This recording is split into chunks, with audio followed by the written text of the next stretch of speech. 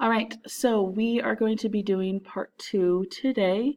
And then I'm going to be giving an overview of what you're going to be responding to. We're only doing an initial thread today. So the first thing, Graf and Bergenstein give templates for three ways to respond to an author, right? They outline you're disagreeing and explain why. You're agreeing, but with a difference, right? Not just saying, me too. Or you're agreeing and disagreeing simultaneously. A combination which they give you a template for. Okay, but, right? And so for agreeing and disagreeing, it's pretty straightforward. I did want to clarify a little bit the agreeing and disagreeing simultaneously. That is not so much when sometimes students think, okay, so that's when you're kind of like trying to stay neutral. You're not staying neutral. You're taking a stance. However, with that one, you're acknowledging that this issue is a little bit more complicated than a black and white yes or no.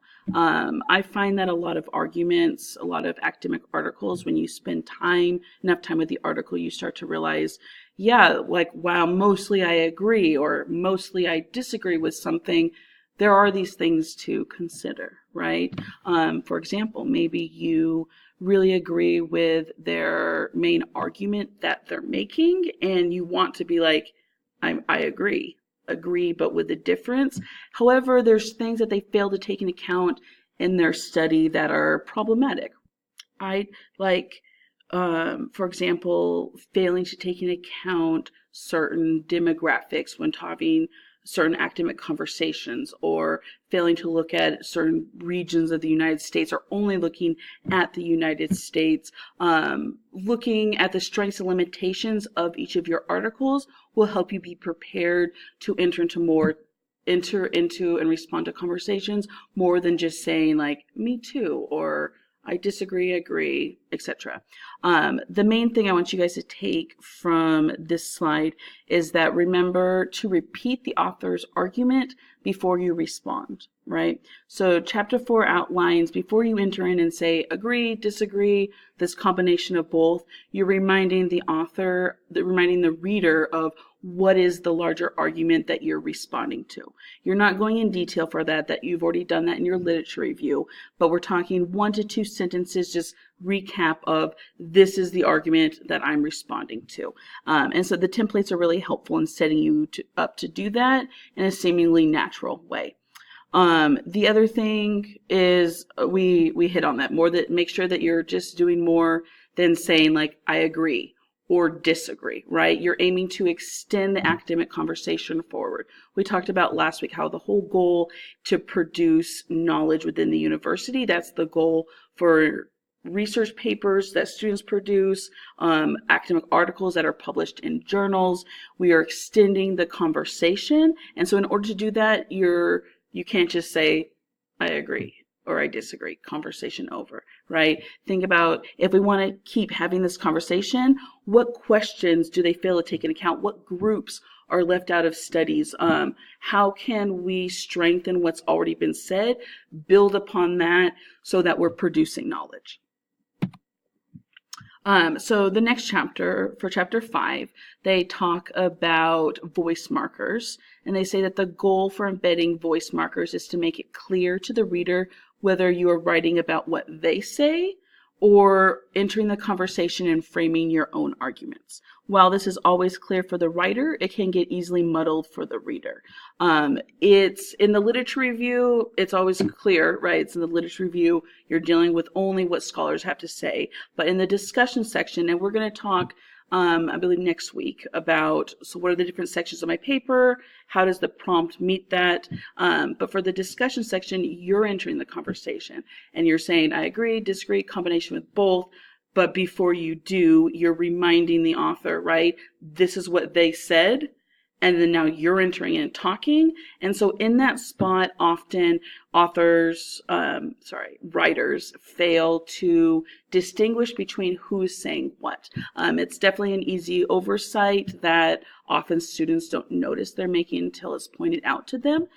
So a couple templates for embedding voice markers that I thought were really good. There's definitely more than these two, but I particularly really liked these because they felt like They reminded the author of the previous argument and created space for you to enter in a seemingly natural way.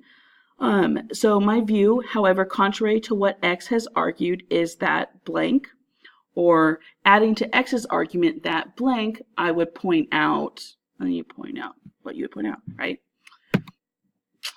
So what and naysayers. So the next two chapters, the so what question, this is what I had you fill out in your proposals, right? So you've begun to start to think about this. So hopefully now that you've read this chapter, you have a little bit better idea of what this question is getting at to frame it in the context of our research paper.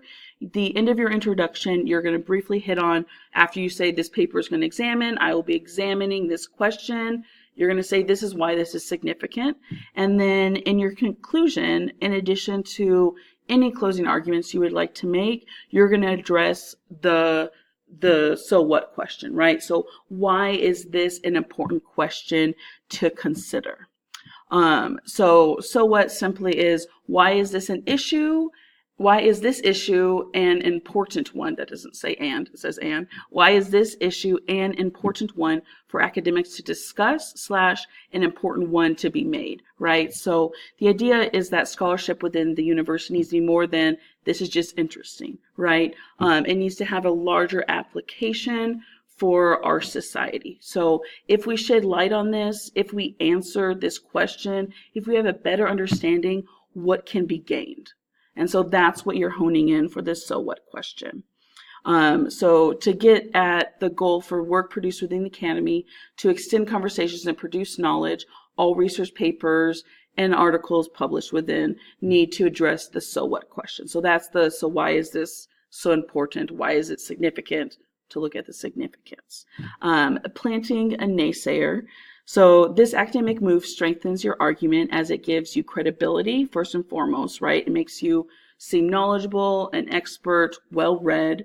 It makes you appear open-minded, as though you've sat in the other side's shoes, thought about their best argument, and thought, well, what do I have to say to that? Why do I still fall on this side? How do I file that, right? And it also allows for you to provide a spin on the counter argument your reader might be thinking about. So it allows you to kind of control what it is that they're thinking, allows you to control how they process that or how they put that into conversation with this topic. A couple examples are, proponents of blank are right to argue that, however, they exaggerate when they claim blank. Or, although I acknowledge that blank, I still maintain the argument that blank. So for discussion post today, we're doing initial questions only. First thing, what are 2 things from part 2 that you found particularly helpful? Give an explanation of why this is helpful for you. Maybe you've been doing it a different way. You've been taught this before, didn't really understand. Speaking to something of why do you think that this information was useful for you as a college writer. And then the second thing I'd like you to say, and do this in the same initial post, is there an